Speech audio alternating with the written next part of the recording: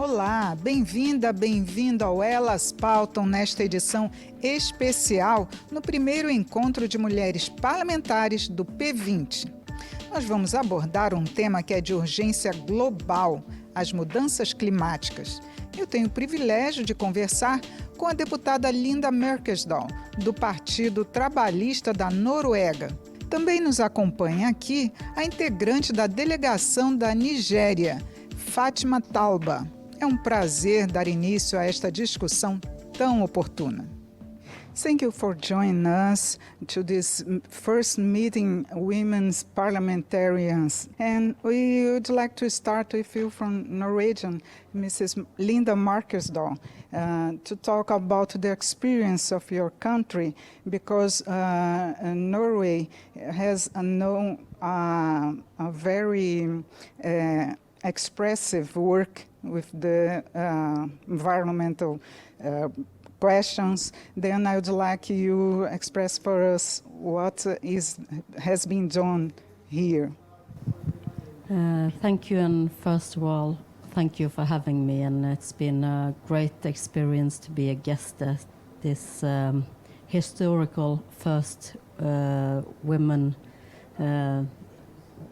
It's been a great experience to listen to all the conversation and to hear from the different countries what difficulties we are standing against. And for Norway, the climate and the work to get the pollution down is very important. We can see it in our country too. We have a place called Svalbard.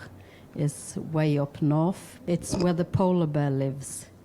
And the ice is melting faster, and the permafrost that is keeping the ground frozen is melting, and it's coming. We need to do a lot to save the environment and the planet. Yes. Mrs. Fatima Talba, I'd like you to talk about the experience in your country, Nigeria, because we want to know there are some sustainable projects to face the problems, the climate problems. First of all, I want to say my name is Honorable Fatima Talba, as you rightly said, and I'm a member of the National Assembly. I am also the chairperson, Women in Parliament, in the National Assembly. Incidentally, what we have discussed today all are targeting towards my own areas of activities in the National Assembly too. Let's try with the climate change, as you have said. And incidentally, I happen to come from one of the worst heat states in Nigeria, where we have desert encroachment because of the climate change at an alarming rate of about 10 kilometers annually, which is sad. And we are converting trees to fuel woods because we cannot have any access to other cooking like charcoal or gas, which is very difficult to access. So we are using trees, meaning we are cutting down trees, and that is another danger. And unless that one is tackled very soon, some of the states that have not been affected will also be affected by the drought that is encroaching at an alarming rate. That is one. Two, women participation in politics, as far as I'm concerned, is just less than 5%. We A in little the more lower than chamber- Brazil. In Brazil Nigeria, is 18%. 18%. Yeah. In Nigeria, we have only 16 female in the lower chambers out of 360. Only 16, which is grossly inadequate. And that is why it is making it difficult for us to have what we want. We have some bills that affect women directly that have been stood down because our men folk could not assist us to ensure that we get the bills passed. And you know, each country has its own peculiarity, and also in the countries, also each state has its own peculiarity. There are certain factors that must be tackled for women to achieve what they want to achieve. These factors, let me just mention a few. There are religious factors. Yes. There are cultural factors. And there are political factors. Poverty leading all the three together, Yes. which is affecting the country at large. We are now in a critical stage, having some new reforms coming on to see how we can overcome some of these problems. Yes. Mrs. Linda, and in your country, they have reserves or funds that you send for the other countries like Brazil that receive for the Amazonia funds. Then I would like to know about what Norway is doing to help other countries to face the climate change. We give a certain amount of money in aid and in funds, and we also have the Norwegian Oil Fund investing in different countries. And now we have a new framework. It's called the Transparency Act, and I think that is very important to what you are talking about, because we need to set demands to our companies that are abroad in to empowerment the woman, because for example, Norway was a very poor country for 100 years ago, and we found the oil, but that's just part of the story of how we made the country richer. It also involves that mostly all of the women are working in Norway, and from a 50-year perspective, that has put $100 billion, and then we can do healthcare and free school and all the other things we need to empower women to work. And we need women and men and children and old and young people to fight the climate changes. And it's going fast, so we also have to move fast forward. Yes. There is another subject that people talk in the P20 women about the care, the economy of care.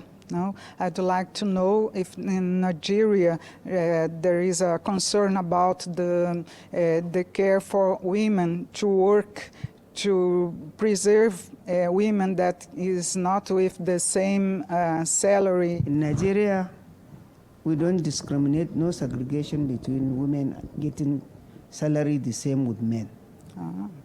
Once you reach the level you are expected to get your salary, you get it equal to men. Yesterday I had in this place something discussed about men getting higher salary than women. Yeah. This is an extreme discrimination. Yes, And but women should stand exists here in against it. Brazil. It's too extreme. Unfortunately. In It's Norway. too extreme. It's just like punishing somebody.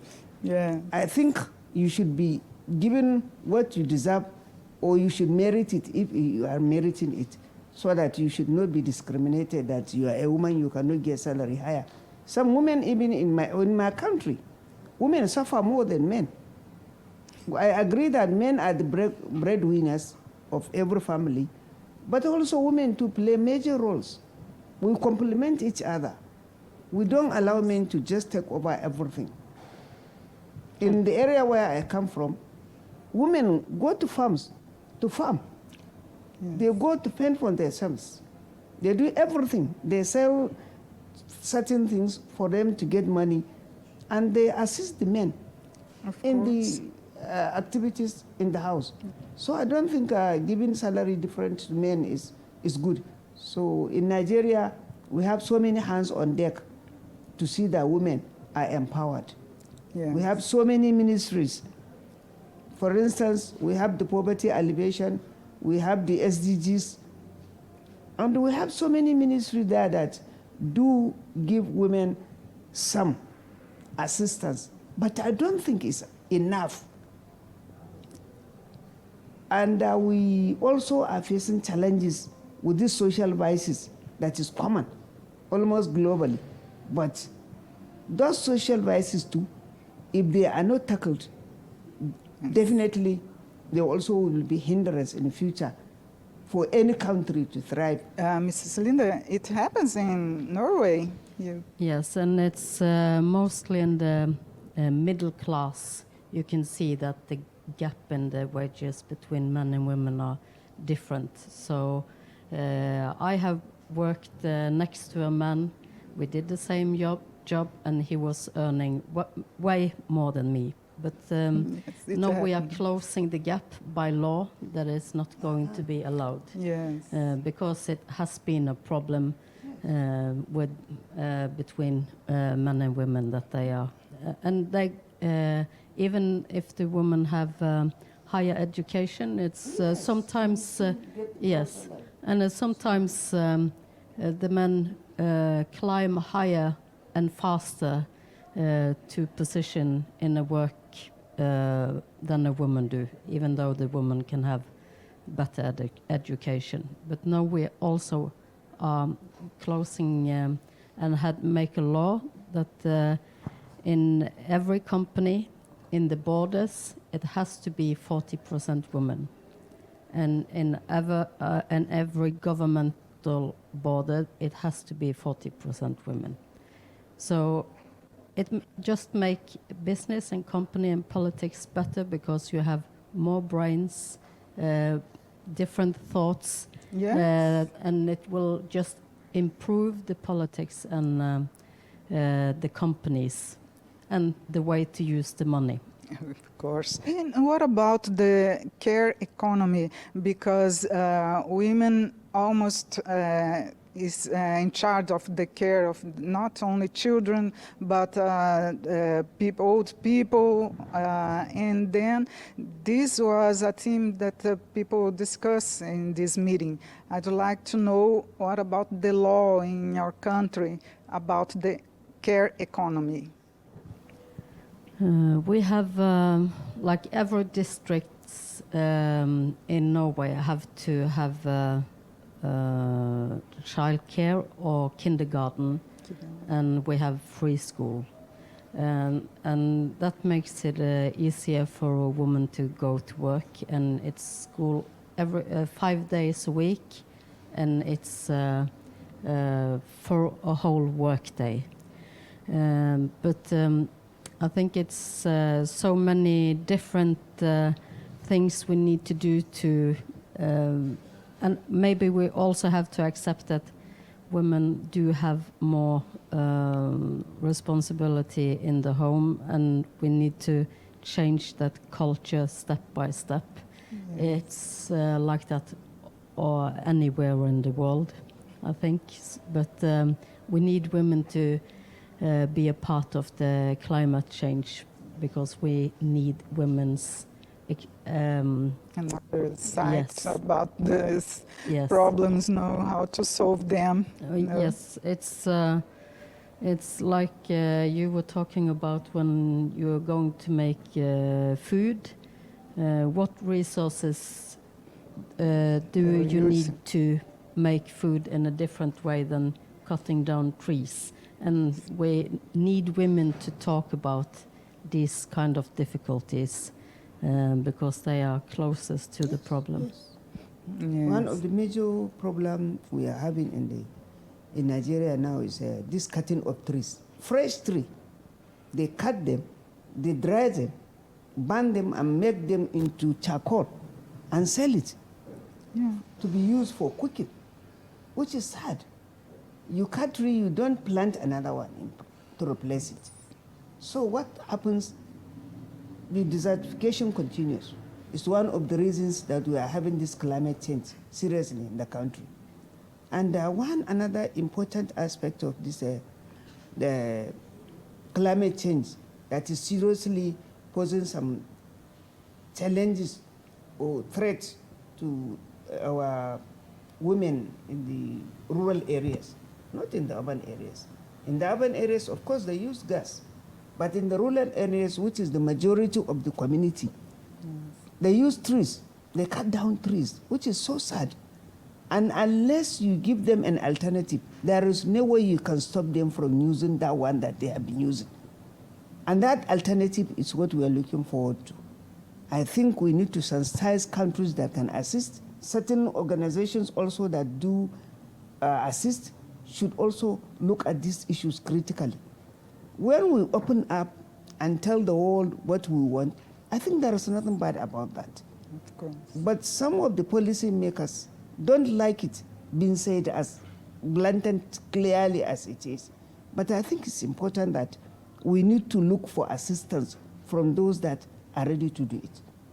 But the only major issue we have now, as they have been doing, they have been giving out some funds, they have been assisting, but the bureaucracy in accessing the funds always make it impossible for the funds to be used. That is where we have a problem. It's like the fund that we are having with the Amazon project now with Brazil.